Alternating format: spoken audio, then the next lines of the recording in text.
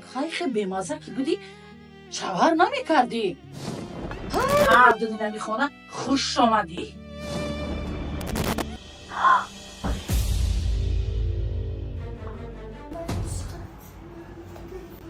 رجب علی ایبرانی.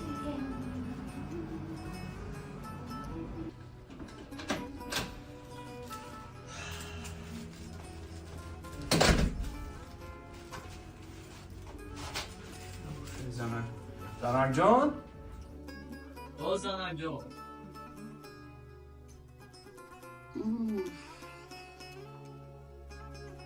زنک جان. زنک جان نبی؟ او زنک جان. لبای السلام. سلام زنک جان، چیو داری؟ نقد رحمت نقد رفت آمدید. خدا را شکر. بیادید. خسته نشدی اوکی؟ نه رحمت. کاراتون چی شد؟ خدا را شکر، کارا بهترین زنم. با روزی که ما یکجا شدیم و زندگی مستقلانه قدم گذاشتیم، با کارم بهترین خوبترین شدم. اصلا نه خستگی را حس میکنم، نه موندگی را حس میکنم، نه دشواری کار را حس میکنم. خیلی که زنک وقتی میام یک خنده خودت، یک سخن خوبت، یک مهر و محبت خودت، همه درد، همه گفتی همون گپ مشکلی کارا برطرف میکنم. زنده باش زنک جان. یگون چوی گرمه، یگون آبی خنک کردی بیا. حاضر. ای زنک، ای زنک. هزاران بار شکرانه پروردگار برای بدنت. پدرش یک بار خدا رحمتش کنه یک بار زنک جان نگفت. اینا بین ایمه شدگی زنک جان. ایسو نمیکشمی. دیگه اینا زنک جان نشان میتیم به دقیقی و زنک جانت.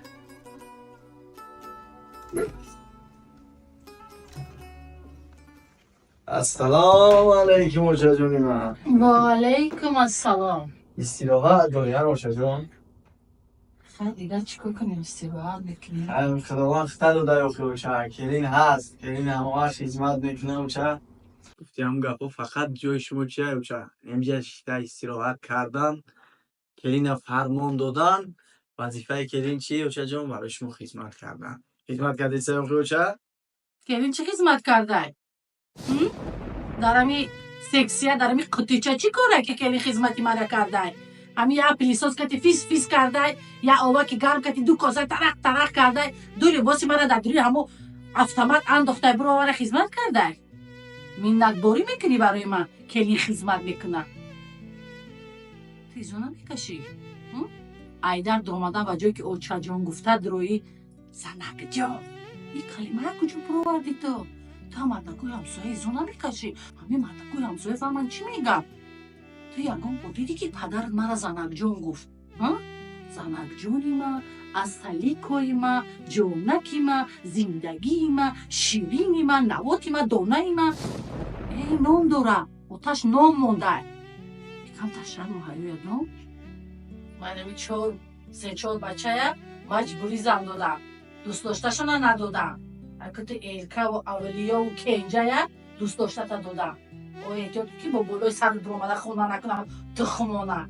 این مکریزم بسیار بلویه. یک گپی زیادتی تو نمیفهمون بچه. هر دو نمی خونه خوش آمدی. خب اوچا، چیزی که شما میگه اوچا همون.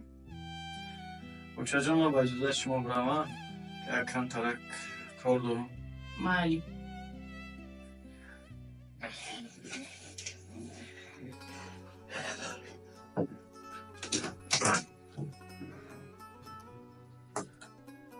زنک لبای او آرگه برای شما.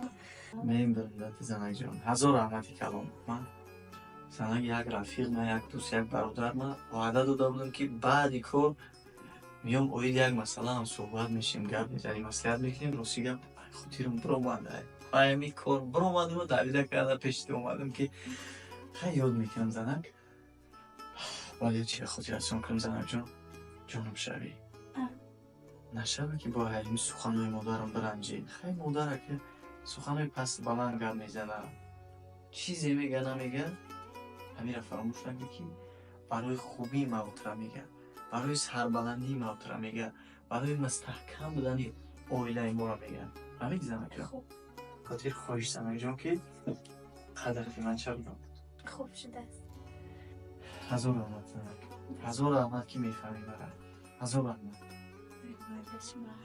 سلامت شما برام نباشد من شما بوسه میکنم. خوب برام نزدک بگیرید. سلامت باش من.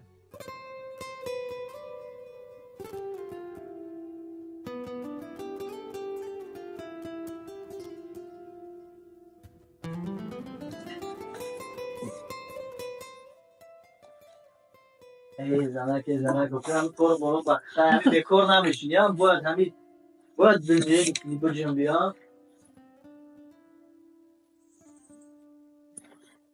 شما همه کاستوم حاضر میپوشید؟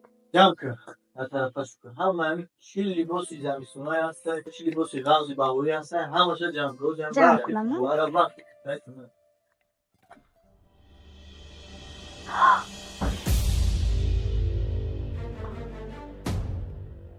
زنک چی شد بخیره؟ اوی چی گردم آخی زنک دارو تو بردم خوردی هم دارو برست سری وقت راستی از جدا برامد. زنک انمی ما یه عادتی به ضد داریم که انمی قدر کاره ها انمی خم میکنیم گفتم که سری وقت همون دارو را میخورم بیا بشی بیا یعنی مالی رفته کاسته بغشتم در کن کاسه و طبق زر باید سلامتی ها؟ حاضر میگذارد اخراج خالم شما بیون کاسته بغم نشده هم کاسه و طبق شده من میرم ایشون برای در کردست یک گردن برای بشی دم بگی یکم ترک اوزو چه یکم ترک سر بده شما کاسته بغ نشود من خودم به شما خود میگذارد دارو میخورم میگذارد تمام ای زنک بسیم که وقتی کاسه و طبق نیستی سلامتی را نگاه کردن در کور سلامتی مهمه بیا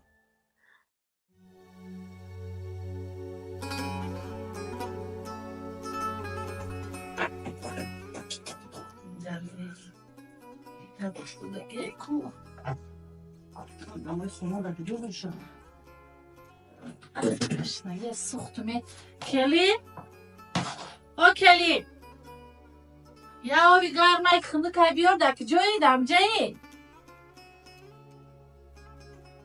کلی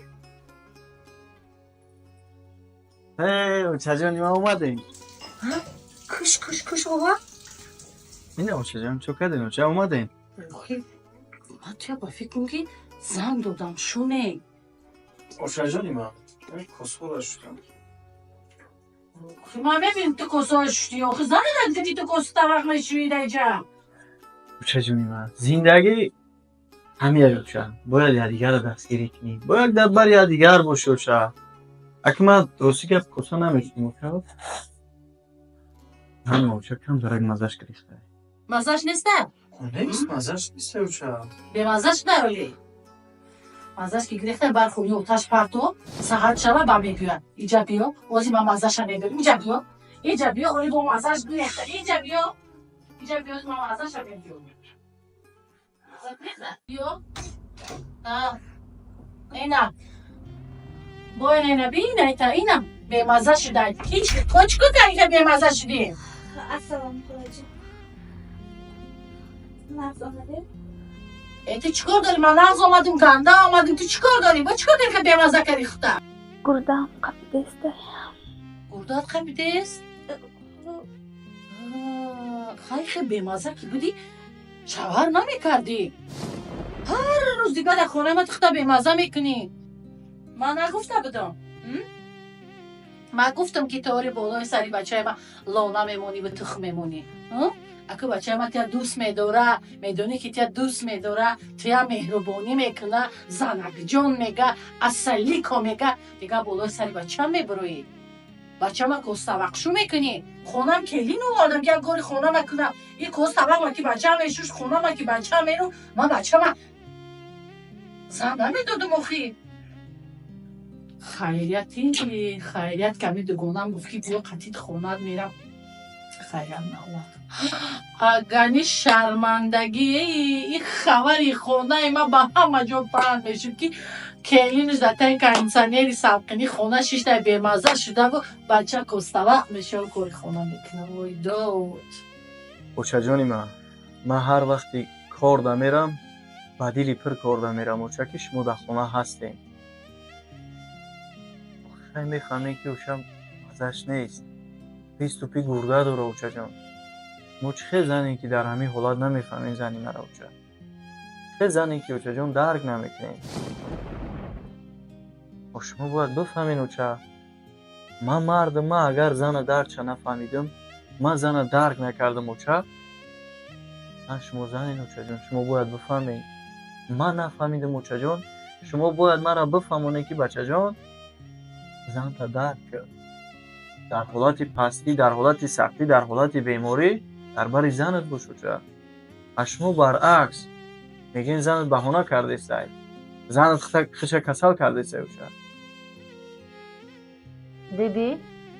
دیدی کاری کردگیتا دیدی که مادر با بچه چپ کردی دیدی کاری کردگیتا ما نمی خیلی خیلی در میگروین نمی خیلی خطونا مهربانی در روز نشان میتین بچه های گنده میکنن این در بچه ها کشتامانو گنده میشن دیدی که بچه من روی تو من علکشون بینی میکنه میبخشی بچم میبخشی علکه پشتی زن تا گرفتن از سر کردی میبخشی اوچه جان خواهیش میکنم مرا ندرست نفهمین اوچه ایما خفه نشین من نه طرف شما را گرفتم اوچه من نه طرف زن ما گرفتم اوچه خدایی جان باید حقجو باشه اوچه حقگو باشه اما وقت طرف حق باشه اوچه من هیچ وقت طرف زن ما نمیگیرم اوچه من حقیقت گفتیستم اوچه جان اوچه جانی من مرده که خچه مرد میگیره خچه مرد میشموره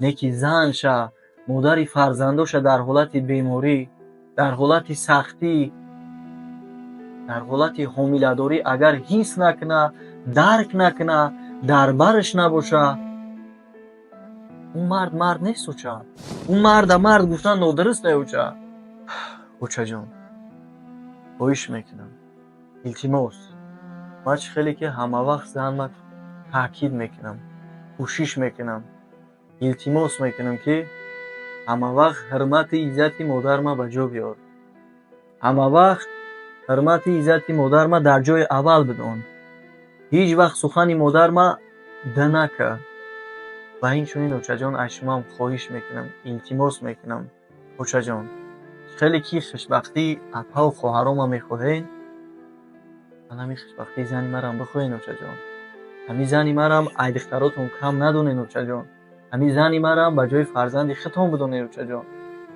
خواهش میکنم اوچه ассалому алайкум дӯстони азиз тамошобинон фаромӯш накунед хеле ки шумо навора тамошо карден аз шумо чӣ мера бародаро фақат як дона лайк дар комментария як сухани хуб ва ногуфта намона подписатсияро фаромӯш накунед ҳатман дар канал подписатсия кунед иншааллоҳ ки навораи хубу тарбиявиамо пешкаши шумо мегардонем боқӣ сарбаланду хонобод бошед